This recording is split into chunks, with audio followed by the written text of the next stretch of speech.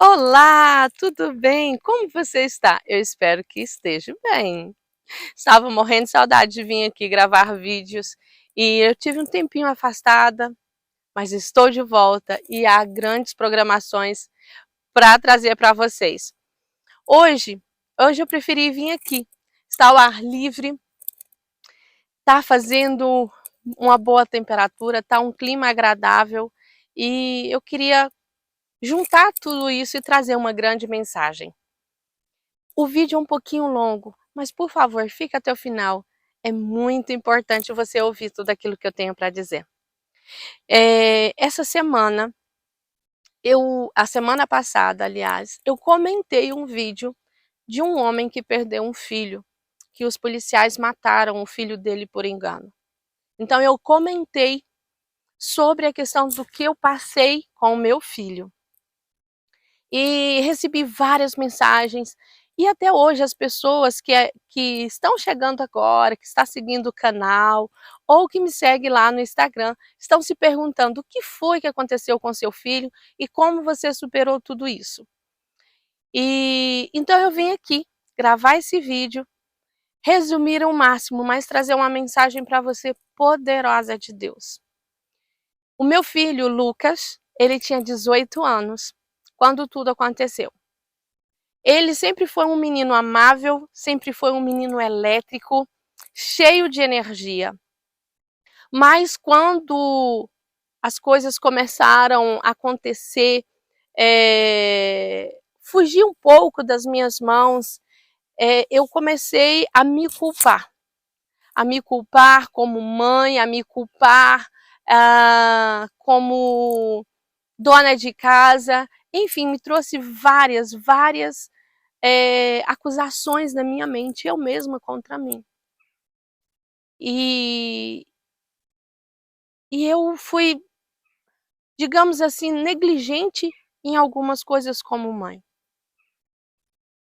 No ano passado, no ano retrasado, em 2021, o meu filho sai de casa porque ele estava querendo viver a vida dele e eu era uma mãe protetora demais. E eu queria protegê-lo de muita coisa, mas por um lado eu acabei sufocando ele. Então eram muitas brigas, ele queria sair, eu não permitia. Enfim, como todo e qualquer adolescente, ele quis viver a vida. E ele saiu de casa, foi morar sozinho. E depois ele já tinha algumas amizades que não eram boas influências. Mas eu sempre estava dando conselhos, eu sempre estava perto dele, dizendo: meu filho, eu estou aqui.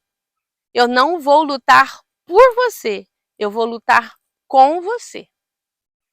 Então eu sempre mostrava para ele que eu nunca ia fazer as coisas por ele, porque se eu faço as coisas por ele, eu estou indo na frente fazendo as coisas por ele e ele vai ficar sempre na minha dependência. Mas quando eu falava para ele: meu filho, eu vou lutar com você, quer dizer que eu estaria sempre do lado dele, eu sempre mostrei que eu estaria do lado dele. Acontecesse o que acontecesse, as decisões que ele tomasse, eu sempre estaria do lado dele, para apoiá-lo, para ajudá-lo a romper todas as barreiras. E o meu filho teve digamos assim, um bloqueio, uma revolta, porque o pai estava longe, né? O pai mora em outro país, ele não tinha aquela convivência com o pai que ele gostaria que tivesse. E, enfim, foram várias coisas que foram juntando. Não justificando tudo que aconteceu, mas para que você entenda e identifique também se você está passando por alguma coisa parecida, fique alerta em tudo aquilo que eu vou dizer. Então meu filho, ele saiu de casa e foi morar sozinho. E ele continuou saindo, ele continuou tendo as amizades que ele achava que deveria. E uns 2 meses antes, mais ou menos uns 2 meses antes dele partir, ele já conhecia um determinado grupo de adolescentes, né, que eram da faixa etária da idade dele, e frequentava a casa dele, eles saíam, enfim. tinham ali as atividades de jovens. E uma menina, que era bem mais velha, de 22 anos, já uma mulher, ela estava namorando um rapaz deste grupo, e para passar ciúme, ou sei lá o que passou na cabeça dela, ela quis passar ciúme nesse rapaz com o meu filho. E ela chegou na casa do meu filho, e não que o meu filho é inocente, o meu filho era homem, então ela chegou se oferecendo e ele acabou ficando com ela. E passou-se uma semana, ela agindo como se nada tivesse acontecendo, e estava ali tranquilamente, e eu não sabia de nada. Mas o meu filho, ele nunca me contou com detalhes o que ele fazia, mas ele sempre jogava assim por alto. E eu sempre falava para ele: meu filho, toma cuidado. Eu brincava muito com ele, falava: olha, eu não quero neto agora, faz atenção. E eu sempre dava conselhos, brincando, mas sempre falando sério. E nessa época, o meu filho falou assim: mãe, essa semana eu quase te dei um neto. E eu brinquei com ele, falei: olha lá. E aí então ele comentou que tinha ficado com essa menina e que era namorada de um conhecido dele. E eu falei assim: meu filho, que caráter é esse, meu filho? Você vai ficar com a menina que é do seu amigo? Aí ele começou a rir e falou: ah, mãe, tem nada a ver. Mas ele não contou nomes, ele não contou detalhes do que estava acontecendo, só que ele estava feliz. E a gente se falava todos os dias. Todos os dias ele me perturbava a cabeça: mães, não sature dos seus filhos, aproveitem ao máximo. Eu vou carregar essa culpa comigo de não ter aproveitado um pouco mais. Às vezes ele fazia tudo isso, brincava comigo, me estressava porque ele gostava de estar perto de mim, e às vezes ele se acabava de rir quando eu ficava nervosa, quando eu jogava chinela, corria atrás dele, né, para bater nele, e ele achava aquilo um máximo, era uma maneira que ele tinha de estar perto comigo e de brincar. Mas muitas das vezes eu cansada, estressada, às vezes eu me estressava com ele e mandava ele sair de perto. E eu sem saber, porque ele não me contou, porque ele sabia que se eu soubesse das ameaças do rapaz, eu teria ido atrás. Então ele sempre me poupou de certas coisas, ele nunca me contou de nada do que ele fazia, porque ele sabia o quanto eu ficava preocupada. Ele não gostava de me ver chorando. Quando eu começava a chorar, ele ficava estressado, ele falava: mãe, para de chorar. E depois de uma semana que os dois ficaram juntos, ela fingiu um término e voltou com o rapaz e contou para ele. E contou para ele que tinha ficado com meu filho. E começou a dizer para o menino que ele era uma criança, que ele não era capaz de fazer nada, que o amigo, o colega dele, ficou com ela e ele não era capaz de fazer nada. Ela simplesmente fez uma manipulação na cabeça do menino, que ele já tinha essa tendência agressiva. E então começaram as perseguições com meu filho, começaram as ameaças, mensagens, ele mandava recado. E o meu filho avisou todo mundo, avisou o pessoal que fazia acompanhamento aqui na França. Tem uma equipe que se chama educadores. Quando o adolescente ele tem dificuldade em estudar, dificuldade em encontrar uma formação para um trabalho, essa equipe do Estado, esses educadores ajudam esses jovens a trilhar um bom caminho e a conseguir entrar no mercado de trabalho. Então ele tinha essa equipe, ele tinha pessoas, educadores que estavam ali com ele estava fazendo formação. Então ele estava tendo um bom desenvolvimento. E então ele avisou todo mundo. Só que todo mundo falava assim: não, ele é muito criança, ele não vai fazer nada. Né? Ele tinha 16 para 17 anos. Não, ele não vai fazer nada. Ele não tem coragem, isso aí é só de boca. Mas mesmo assim, o meu filho começou a não sair mais de casa. Ele ficava muito em casa, qualquer horário que eu ligava, mesmo até de madrugada, meu filho sempre estava em casa. Eu sem saber de nada, eu estava achando estranho porque que o meu filho estava sempre em casa. Ele saía para as formações, mas voltava direto para casa. Então,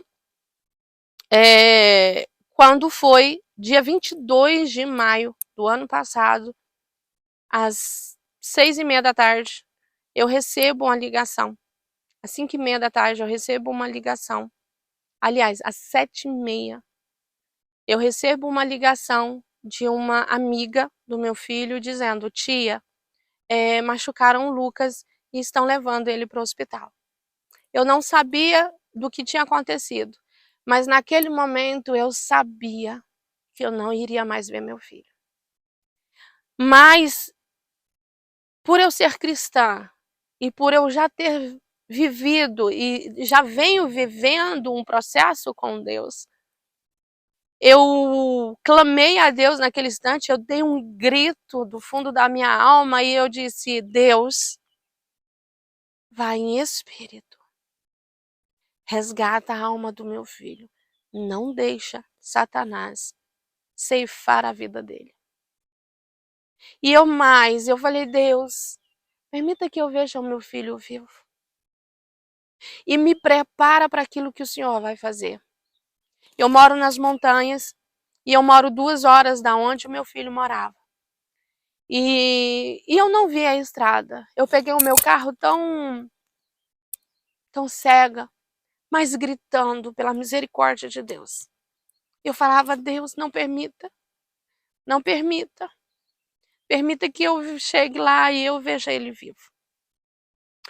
Então, quando eu cheguei no hospital, ele tinha acabado de entrar para a sala de cirurgia, porque ele já chegou no hospital sem vida. Ele passou 1 hora na sala de reanimação.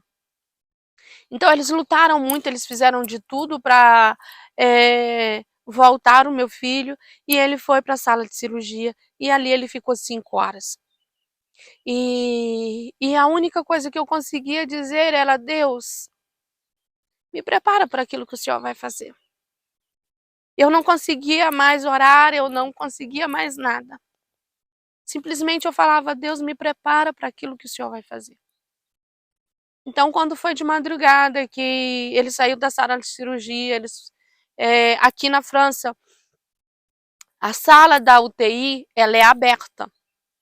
Porque se acontecer alguma coisa ali mesmo, eles podem fazer a cirurgia ali mesmo, eles fazem tudo o que é necessário. Então, uma sala enorme, e ele estava ligado a todos os aparelhos. Quando eu entrei ali dentro da sala da UTI, a primeira coisa que eu fiz foi me ajoelhar e glorificar a Deus por tudo que Ele tinha me dado. Eu glorifiquei a Deus pela vida do meu filho. A enfermeira, ela se entendeu porque eu estava falando em português, ela pegou minha mão para me sentar na cadeira e eu, em português, instantaneamente disse: não, eu estou orando. E ali eu fiquei de joelho glorificando a Deus pela vida do meu filho. Então eu me levantei, abracei ele, beijei e falei no ouvido: a mamãe está aqui. Você vai sair dessa com um lindo e grande testemunho. A minha filha que entrou comigo, ela estava em choque, ela estava desesperada, ela não conseguia ficar ali. Então se passaram mais ou menos 10, no máximo 15 minutos que eu fiquei ali com ele. Eu falei para minha filha: vamos então para sua casa, vamos descansar, porque eu estava sob estresse e do jeito que eu estava, eu saí de casa e vim e fui lá para o hospital. Então, quando eu cheguei ali na casa da minha filha, eu fui e tomei um banho. Quando eu terminei de tomar o banho, a enfermeira me liga e disse: mamãe, vem porque algo não está bem com o Lucas. Então eu voltei correndo, gritando novamente: Deus, me prepara para aquilo que o Senhor vai fazer, me prepara. Mas quando eu cheguei no hospital, ele já tinha partido. Enquanto eu estava ali esperando na sala, eu orava e clamava pela misericórdia de Deus. Então eles levaram ele para uma sala e ali eu entrei. A minha filha, ela gritava muito, ela entrou num estado de choque. E eu fiquei,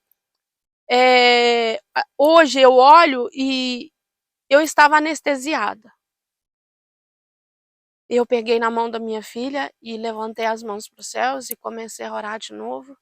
E eu falei: Deus, obrigada pela oportunidade que o Senhor me deu, por ter sido mãe do Lucas.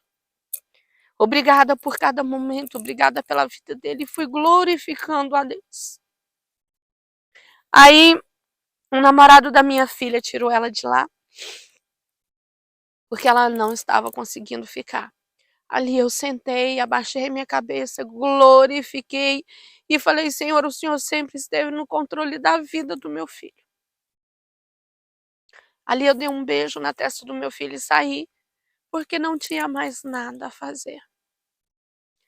Porque eu entendo dentro da palavra de Deus que quando nós morremos, ali fica só o corpo, a nossa alma, ela volta para Deus.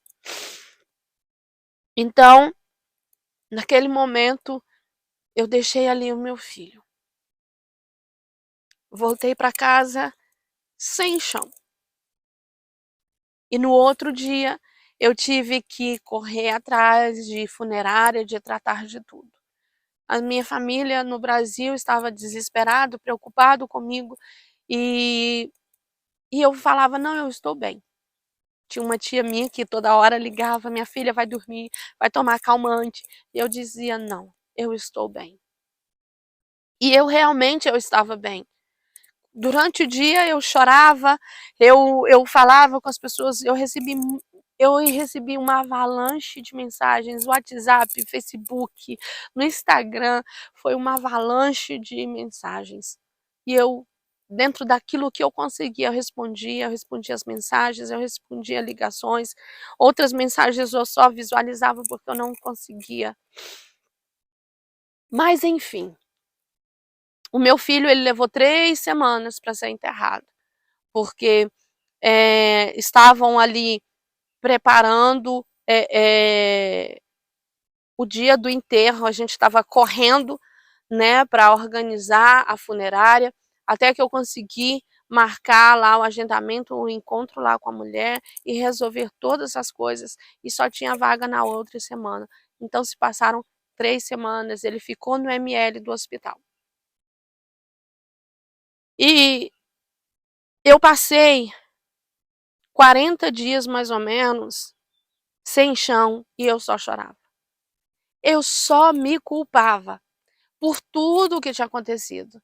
Eu me culpava porque eu não aproveitei o tempo, eu me culpei porque eu poderia ter feito diferente, eu me culpei por tudo. Por tudo. E eu chorava, e eu só sabia chorar. Eu não, quando eu pensava, quando eu lembrava, não, meu filho partiu, ele não viajou, aquilo, eu ficava em estado de choque.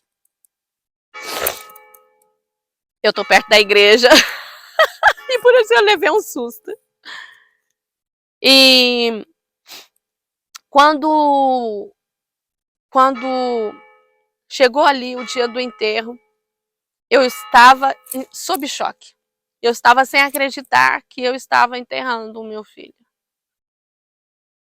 E ali nós nos despedimos dele e eu voltei para casa e eu continuei com aquele sentimento de culpa e eu falava: a Deus, eu não estou conseguindo, me ajuda para aquilo que o Senhor está fazendo, me ajuda. E a única força que eu tinha era pedir ajuda para Deus. Então quando passou esse período e eu não queria saber como aconteceu, porque para mim, quando a pessoa começava a falar, eu imaginava a cena. Eu imaginava horrores e aquilo me arrancava um pedaço na alma. E eu não queria que nada acontecesse de ruim com o meu filho. Mas então, teve um dia à noite que tinha uma menina ali com ele, uma amiga dele, que eu creio que foi muito de Deus, que de ter ajudado ele, porque o menino que foi até a casa do meu filho, ele foi com outro rapaz, ele foi acompanhado. Então ele foi ali determinado para fazer o mal. Ele passou 1 mês e meio planejando, ameaçando e vendo como que ele iria fazer alguma coisa. Então ele chamou outro menor, também de 16 anos, para ir com ele lá na casa do meu filho. Ele foi com facas. Então, quando ele chegou ali, o meu filho morava no térreo, ele conseguiu passar na porta de vidro e já veio bater na porta do meu filho. E quando o meu filho abriu a porta, os dois já começaram a discutir.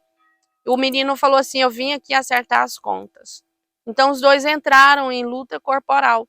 E nisso o outro rapaz ia tentar entrar. E a menina que estava com meu filho fechou a porta e não deixou. Né? Ela estava ali, viu tudo o que aconteceu e tentou ajudar ao máximo o meu filho. Então, ele levou a facada no peito. Quando o rapaz viu o que ele tinha feito, ele saiu correndo, fugindo, junto com o outro rapaz. Mas o meu filho machucou ele na perna, então ele também estava sangrando.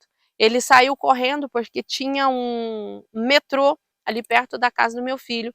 E quando ele chegou no metrô, que as pessoas estavam vendo que ele estava sangrando, chamaram a polícia e a polícia pegou os dois. Desse dia até o dia de hoje, eles não saíram da cadeia.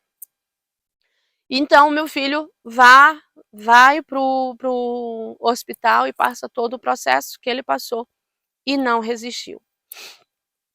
Mas todas as vezes que alguém tentava falar sobre isso, como tinha acontecido, eu não queria saber. Mas nesse dia, Deus marcou esse dia porque ele sabia o quanto o meu coração estava em pedaços. Então, eu conversando com a menina, eu falei assim: hoje eu quero saber o que aconteceu. Então ela e eu disse para ela: não me conta detalhes, me conta o que aconteceu. Então ela foi e me contou. E o mais incrível e o que Deus me confirmou, mesmo antes e mesmo depois, que o meu filho tinha recebido a salvação. Porque o meu filho, ele foi criado dentro da palavra de Deus, ele frequentava a igreja comigo, mas ele nunca quis estar ali na igreja, né? Com os outros jovens, ele sempre ia, ele sempre recebeu a palavra de Deus. E nesse dia, eles tinham, a menina chamou o melhor amigo do meu filho, que morava ali perto. Então, ele orou o Pai Nosso. E a menina, ela fez uma oração e o meu filho repetiu. Então deu tempo, do tempo que ele saiu de casa, que ele foi se acalmando, porque o meu filho estava agitado, ele queria, né, fazer justiça, porque ele estava nervoso, ele não viu a gravidade do que tinha acontecido com ele. Mas aí então os amigos tentaram acalmar ele foi acalmando, e eu creio ali, nesse momento, foi quando Deus foi trazendo cura na alma dele, trazendo arrependimento na alma, e assim ele recebeu a salvação. E eu creio nisso. Uma pastora, ela me enviou uma mensagem que eu não a conheço, mas ela soube de tudo o que aconteceu e ela disse: o teu filho, ele recebeu a salvação. Mas eu não criei. Por quê? Eu falei: ela está falando porque ela sabe quanto é dolorido. A mãe perdeu um filho, então ela falou isso só para acalmar a minha alma e o meu coração. Outras pessoas também vinham e falavam: eu tive uma visão que o seu filho está com Deus. E eu não acreditei em ninguém. por mais que o meu desejo fosse aquele, mas eu não sabia para onde, aonde o meu filho estava. Então, nesse dia, quando eu terminei de falar, eu desliguei o telefone, eu chorei gritando. E era sem palavras, era uma dor que eu não consigo até hoje descrever. Mas quando eu comecei a dizer: "Deus, o Senhor sempre esteve no controle da minha vida", sempre. Foi nítido, como eu estou falando com você agora, como você está ouvindo a minha voz, eu ouvi a voz do Espírito Santo a dizer: "Você lembra das suas orações?". Então Deus me fez lembrar há muito tempo, há muitos anos, que eu sempre fiz uma oração para Deus: "Deus, mesmo que eu chore lágrimas de sangue, resgata a alma do meu filho, mas nunca permita que o diabo ceife a vida dele". Então eu sempre entreguei a vida dos meus filhos. Todos eles é entregue a Deus. Então, naquele momento, Deus falou assim: "Você lembra das suas orações?". Então, naquele momento, eu tive a certeza que Deus ele resgatou a alma do meu filho, porque foi o mesmo grito de socorro que eu dei aqui na minha casa. Antes de pegar o carro, eu disse: "Deus, vai em espírito e resgata a alma do meu filho".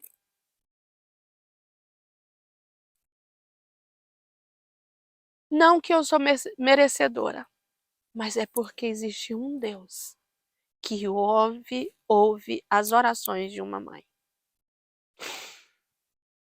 Então, Deus, ele sempre esteve no controle, em tudo. Eu sempre entreguei a vida dos meus filhos, a minha vida, o meu casamento, a minha casa, tudo eu entreguei diante de Deus, nas mãos de Deus. E eu passei um tempinho com raiva das pessoas, quando as pessoas falavam assim: "Alice, mas você é muito forte! Você é muito forte para aguentar tudo isso". E eu olhava assim: "Mas eu não sou forte. Eu quero sentar no chão, eu quero sentar no colo de Deus, eu quero chorar, eu quero me esconder no colo do meu pai". Mas eu também entendia que todas as vezes que eu me enfraqueço e que corro para os pés de Deus, através de muitas coisas que Ele derrama sobre a minha vida, eu vou conseguindo romper cada etapa. E é natural as pessoas olharem e dizer: "Poxa, você é incrível, você é forte". E por que que hoje eu vim aqui contar, depois de um ano, de tudo que aconteceu? Porque antes para mim era muito difícil em falar. Hoje é uma saudade tremenda que eu tenho do meu negão. É uma saudade muito forte que eu tenho dele. Mas ao mesmo tempo é uma paz que me invade na certeza que ele já está com Deus. Então, todas as vezes que você achar que está tudo acabado, ore a Deus. Busque a Deus. Mães e pais, não deixe de aproveitar o tempo com o seu filho. Não deixe para depois aquilo que você pode fazer agora. Mesmo ali as pessoas estavam, né, querendo saber, querendo acompanhar tudo sobre o caso, sobre tudo que estava acontecendo. Então eu fiz várias lives na mesma semana, e eu falava, eu pregava e eu dizia: "Aproveitem o tempo, não deixe para depois. Aproveite agora". Não reclame do seu filho, se seu filho ele é saudável mentalmente, fisicamente, aproveite, glória a Deus. Eu sempre ouvi muito isso, é melhor você, deixar o seu filho à vontade, que ele pula, que ele grita, que ele brinque, é melhor do que você estar puxando o seu filho. Então, não se aborreça com seu filho, aproveite a sua família, aproveite, entregue a vida deles para Deus, porque nós não sabemos do dia de amanhã. A vida dos meus filhos todos, eu sou mãe de 7 filhos, e a vida de cada um deles sempre pertenceu a Deus. Porque quando chegar o dia mau, você terá certeza de onde o seu filho está. O meu filho teve a oportunidade, a chance de se arrepender antes de ir partir. Quantas pessoas não têm essa possibilidade? Quantas pessoas não querem aceitar a Deus como Senhor e Salvador da vida deles? Quantas pessoas brincam? Quantos pais amaldiçoam seus filhos, dizendo que não vão prestar, que não vão dar em nada, que é uma peste, que jogam palavras de maldição sobre os filhos, dizendo que os filhos são burros, que são idiotas, que são imprestáveis, que são retardados. Tome cuidado daquilo que você lança sobre o seu filho. Entregue a vida dos seus filhos para Deus, porque se vier o dia mau, você vai ter a certeza onde ele vai estar. Ensine o seu filho desde pequeno nos caminhos do Senhor, para que quando ele se tornar adulto, ele não se desvie. Mas, se ele chegar a se desviar, ele vai saber o caminho de volta para casa. Não deixe para depois. Faça tudo aquilo que estiver ao seu alcance para entregar a sua vida, a sua casa para Deus. E eu, voltando ao comentário que eu deixei lá no vídeo do pastor que perdeu o filho, fala-se de perdão. E muitas pessoas têm me questionado nas minhas palavras e nas minhas atitudes. Alice, você perdoou esses meninos desde o primeiro dia. Desde o primeiro dia, eu perdoei. Ah, mas então você não quer que eles sejam julgados? Quero. No entanto, eu o tempo todo ligando para a advogada, querendo saber se eles vão ter habeas corpus, se eles vão ter algum privilégio, porque eu quero que eles respondam fechado. Porque quando não há um arrependimento genuíno, a pessoa ela vai continuar fazendo aquilo. Não importa o que ela fez. Se é uma traição, se é um mal contra outra pessoa, se é roubo, se não há um arrependimento genuíno, aquela pessoa ela nunca vai ter freio, ela sempre vai continuar fazendo. Eu acredito sim no arrependimento genuíno, mas de tudo que você faz há uma consequência. Tudo. Se você faz coisas boas, vem consequências boas. Se você faz uma coisa ruim, vai vir aquela consequência ruim sobre a sua vida. Então Deus, ele nos perdoa? Ele nos perdoa, mas ele também não nos tira da prova. Ele não nos tira daquilo que vem trazer verdadeiramente um arrependimento sobre nós. Então eu perdoei. Por que que eu perdoei? Porque Jesus, ele me ensinou a perdoar. Em primeiro lugar, Jesus ele veio, morreu na cruz pelos pecados que ele não cometeu. Ele pagou pelos meus pecados, pelas minhas transgressões lá na cruz. Ele foi chicoteado, ele foi rejeitado pelos meus pecados. Mas mesmo assim, quando eu erro e eu me arrependo verdadeiramente e peço perdão, é instantâneo, perdão de Deus sobre a minha vida. E a palavra de Deus diz que se eu não perdoo o meu irmão, não adianta eu pedir perdão para Deus. Se eu não perdoo o meu irmão, Deus ele também não me perdoa. Então eu prefiro receber o perdão de Deus do que carregar a falta de perdão dentro de mim e ela se transformar num câncer e me consumir e me levar para o inferno. A minha meta, o meu foco é o céu, é a minha salvação.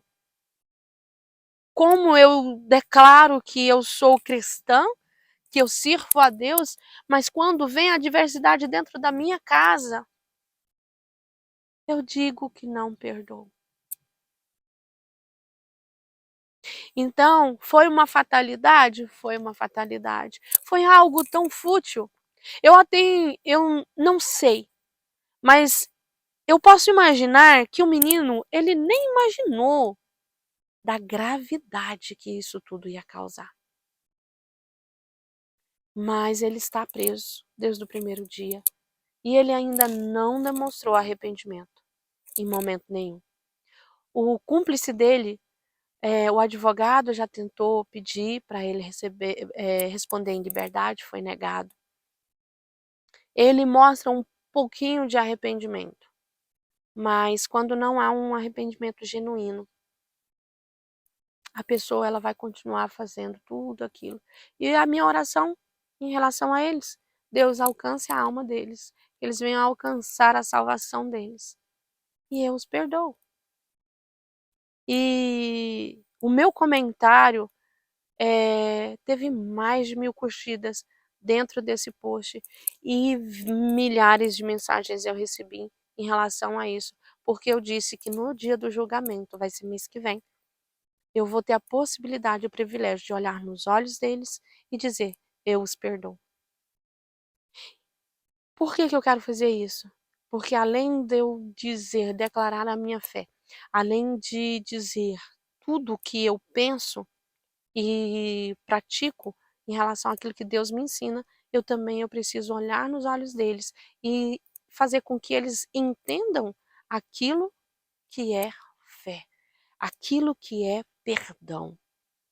Ah, mas e se eles não se arrependerem? O problema não é meu. A minha parte é perdoar. Se eles vão receber, se eles vão aceitar, se eles vão se arrepender, se eles vão entender, não é problema meu. Isso é eles com Deus. A minha parte como cristã, como serva do Senhor, é perdoar. Então, se você tem algo para perdoar, não deixe para depois. Alice, mas você não tem noção. Eles tiraram a vida do seu filho. Deus, ele sempre esteve no controle. Deus, ele sempre esteve no controle de todas as coisas. Deus esteve no controle da vida do Lucas. Deus está no controle da vida da minha família. Quem sou eu para questionar tudo o que aconteceu? Eu clamei a Deus há um tempo atrás e disse: Senhor, não permita que o diabo ponha a mão na alma do meu filho, mesmo que eu chore lágrimas de sangue, resgata! E foi o que aconteceu. Mesmo nessa situação de desastre, Deus ele estava ali presente e resgatou a vida do meu filho, e isso para mim é o mais importante. Por mais que eu gostaria que o meu filho tivesse aqui, mas a certeza de saber que ele está no céu, que ele está com Jesus, para mim isso é motivo de glorificar. No dia que completou um ano, dia 23 de maio, quando eu amanheci, veio aquele sentimento de tristeza sobre o meu coração, mas ao mesmo tempo, algo saiu dentro de mim numa felicidade e eu abri a minha boca e declarei: Deus, hoje não faz um ano que o Lucas morreu. Hoje faz um ano que ele nasceu para a glória. E eu te louvo, e eu te louvarei. E comecei a colocar louvores e comecei a agradecer pela infinita misericórdia de Deus sobre a vida do meu filho, sobre a minha vida, sobre a minha casa. Isso é o que importa. É isso que me faz, é o que me dá combustível. É ter a certeza da misericórdia de Deus sobre a minha casa, sobre a minha vida. Não importa quem fez mal para você. Não importa se você foi abusado, abusada. Não importa se você foi abandonado, abandonada. Não importa o que as outras pessoas fizeram a você. Perdoe. Por mais que isso pareça dolorido, pareça, como eu posso dizer, que a outra pessoa não mereça. Mas quando você perdoa, não é para outra pessoa, é para você mesmo, é para você ser liberta. Eu não escolhi perdoar, eu decidi perdoar. Há duas coisas diferentes. Você escolher. Quando eu escolho, eu escolho perdoar. Tá perdoado. E viro as costas e continuo minha vida. Mas quando eu decido, eu coloco em ação aquilo que eu decidi. Porque quando eu escolho, aquilo passa. Aquilo passa. Mas quando eu decido, eu coloco em prática a ação da decisão. Não, vem cá, eu te perdoo, vem cá. E eu terei esse privilégio. Não é para me mostrar, para me... Não, não, não, não, não. É para minha alma, é para o meu coração. Eu preciso olhar nos olhos deles. Eu preciso que eles saibam a gravidade. Eu preciso que eles saibam que eles arrancaram um pedaço de mim. Mas mesmo o mal que eles fizeram contra a minha vida, contra a minha família, o perdão de Deus veio sobre mim e eu o lançarei sobre eles. Então, se você acha difícil perdoar, se proste diante de Deus e busque em Deus aquilo que é necessário para que venha trazer conforto, para que venha trazer libertação para você. Porque quando você não perdoa, você fica preso. Quando você não perdoa, é como se você entra dentro de uma gaiola, tranca e joga a chave fora. Você se prende, você se destrói, você deixa que isso se transforme em um câncer dentro de você e você se torna uma pessoa amarga, uma pessoa destruída. E outra coisa, você perde a sua salvação. A palavra de Deus diz que a salvação ela é individual. Então ninguém pode fazer nada por mim para que eu receba a minha salvação. O reino é conquistado por esforços. Eu preciso todos os dias perdoar. Eu preciso todos os dias liberar perdão. Eu preciso todos os dias declarar Deus dentro da minha casa. Todos os dias eu preciso buscar me arrepender dos meus pecados, porque eu também peco, porque eu também sou falha. E isso é constante. A palavra de Deus diz que a misericórdia de Deus se renovam todos os dias. Então, se todas as manhãs nasce o sol e Deus me dá a possibilidade de renovar, de me arrepender, de perdoar, eu preciso desse combustível todos os dias. Porque é disso que vai gerar a minha salvação. Eu vou conquistar ela com esforços, eu vou lutar contra mim mesmo, para que tudo isso venha sobre a minha casa, sobre a minha vida. Então você que precisa entender, precisa aceitar, precisa exercer o perdão, não deixe para depois. Não deixe que o diabo roube ou coloque dentro de você esse câncer maligno. Perdoe por mais difícil que seja. Eu quero ter essa ação de chegar no julgamento e declarar, olhando nos olhos deles, que eu os perdoo. Talvez você não consiga chegar na pessoa, no agressor, ou talvez há casos extremos e você não precisa estar perto de quem te agrediu, mas você com Deus. Você pode ir na sua casa, no seu quarto, sem ninguém estar olhando, sem ninguém saber. Você tranca a porta do seu quarto, no secreto, no segredinho ali debaixo das suas cobertas, você e Deus. Mas você precisa perdoar. Perdoe para que você seja liberto, para que você seja liberta, para que você seja curada, para que você seja transformado. Você precisa. Quando nós perdoamos, não é que nós estamos liberando e aceitando a maldade do outro. Não. Quando nós perdoamos, nós somos livres. Nós somos curados, nós somos transformados. E é isso que eu quero para a minha vida.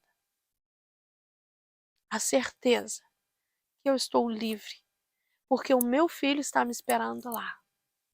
E eu e a minha casa servimos ao Senhor. E ninguém vai ficar de fora. Eu e a minha casa estaremos lá na glória, em nome de Jesus. Que a paz que excede todo entendimento esteja sobre você, sobre a sua casa. Eu me chamo Alice Severo, sou mãe, sou cristã, sou casada e sou a portadora da palavra de Deus. E eu decido perdoar. E eu decidi trazer essa palavra para você, caso você precise ouvir isso. Mas se você conhece alguém que precisa ouvir essa palavra, compartilhe. Leve essa mensagem para o maior número de pessoas que você conhece. Porque muitas pessoas estão prisioneiras porque não conseguem perdoar. Então, um grande beijo para você. Um grande abraço. Que a paz que excede todo entendimento alcance você e a sua casa. Que você consiga perdoar, se você precisar disso. Um grande beijo e até o próximo vídeo.